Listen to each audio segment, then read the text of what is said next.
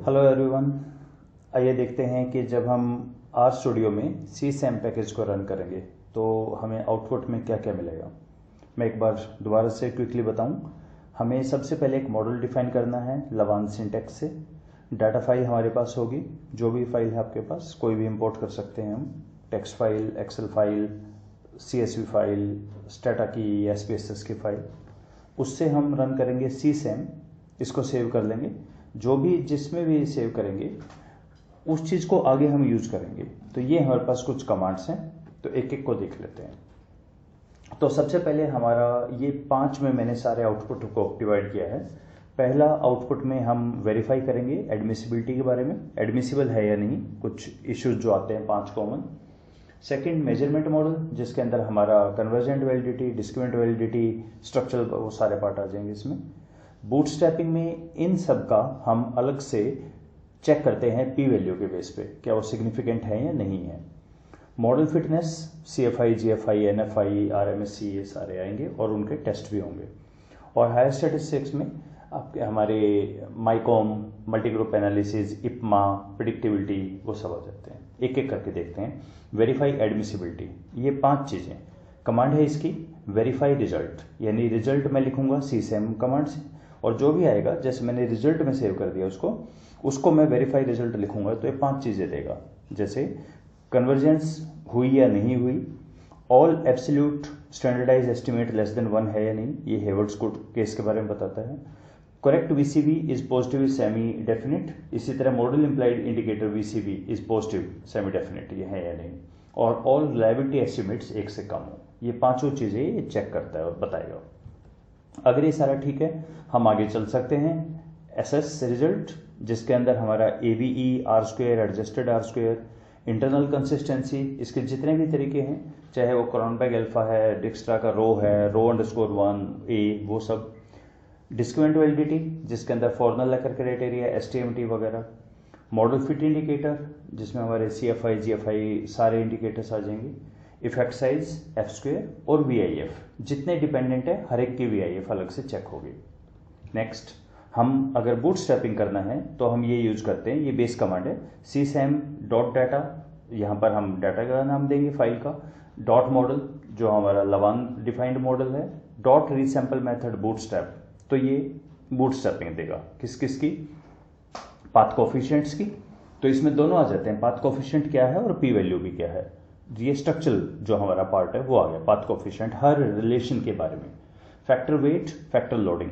Factor loading हमारा अगर reflective construct हो तब यूज होता है। फैक्टर वेट अगर हमारा कंपोजिट हो तब यूज होगा, जो कंपोजिट का वेट होता है ना वो निकाल देगा ये। टोटल इफेक्ट, यानी जितने भी हमारे पॉसिबल रिलेशन आ रहे हैं, जितने इफेक्ट आ रहे हैं डायरेक्टली या इनडायरेक्टली, वो सब कि ये हमेशा 2 वेरिएबल्स के बीच में होता है। ए का डी पे क्या इफेक्ट है, थ्रू डायरेक्टली हो चाहे इनडायरेक्टली, सब तरह का।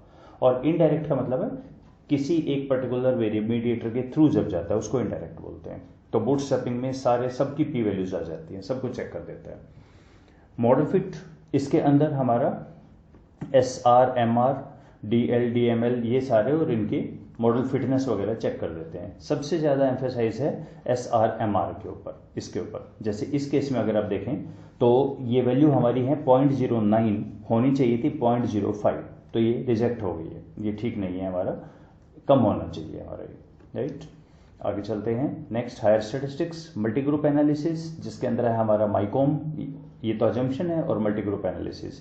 IPMA, किसका कितना वेटेज है उसके अनुसार। रिडंडेंसी एनालिसिस, प्रिडिक्ट करना, जो भी इसके तरीके हैं। नॉन लीनियरिटी को चेक करना और एंडोजेनिटी को चेक करना। तो ये सब काम इसके अंदर एक ही पैकेज में एक साथ हो जाता है, बहुत अच्छा आउटपुट आता है इसका। फाइनली एक बार क्विकली हम देख लेते हैं रिपोर्टिंग कैसे करनी है। तो रिपोर्टिंग के लिए एक पेपर है प्रोफेसर हेयर का 2020 का, यह भी बिल्कुल लेटेस्ट पेपर है। इसमें लिखा ही यही है, assessing measurement model quality confirmatory composite analysis को यूज करके कैसे बना। तो इन्होंने दिया कि रिफ्लेक्टिव अगर आपके पास हो तब आप यूज करें एस्टिमेट ऑफ लोडिंग के बारे में बताइए कितनी है, सिग्निफिकेंस उनकी, इंडिकेटर की रिलायबिलिटी आइटम्स की, इसी तरह कंपोजिट कंस्ट्रक्ट की बताइए, AVE, STMT वगैरह, नॉमोलॉजिकल वैलिडिटी और प्रिडिक्टिव वैलिडिटी। इन सबको हम काफ़ी डिटेल में डिस्कस करेंगे। ये प्रोफेसर हेयर एट ऑल उन्होंने अपना डिफाइन किया है पेपर में कि क्या क्या क्या रिपोर्ट करना चाहिए आपको। फॉर्मेटिव अगर है तो यहाँ पे कन्वर्जेंट वैलिडिटी जो कि रिडंडेंसी एनालिसिस से निकलती है। VIF काफ़ी इंपॉर्टेंट है, वेट, उसका सिग्निफिकेंस, उसकी पी वैल्यूज वगैरह वो भी देखना है, कंट्रीब्यूशन और असेस द प्रिडिक्टिव वैलिडिटी, जो इसके मेजर्स हैं वो सारे देखेंगे हम। स्ट्रक्चरल मॉडल जब हैं तो एक तो स्ट्रक्चरल मॉडल कोलिनियरिटी VIF अगर बहुत सारे हैं तो examine size and significance of path coefficient, R² of dependent variable, इसको इन सैंपल बोलते हैं। इसका एक और तरीका फिर F² निकाला था, वो भी इन सैंपल था। फिर एक अलग इन सैंपल लेकिन एक थोड़ा सा हटके एवरी 10th आइटम, उसको हमने Q² से देखा था। और फिर PLS predict out of sample. ये सारे मैंने स्मार्ट PLS की प्लेलिस्ट में काफ़ी डिटेल में डिस्कस किए हैं, तो यहाँ मैं उतनी डिटेल में नहीं जाऊँगा। कंप्यूट कैसे करना है वो हम एक बार इसमें देख लेंगे। इससे आगे तो दैट्स इट। तो अब हम देखते हैं कि RStudio में काम कैसे करना है, ये हम चलते हैं नेक्स्ट वीडियो में। Let's stop here. Thank you.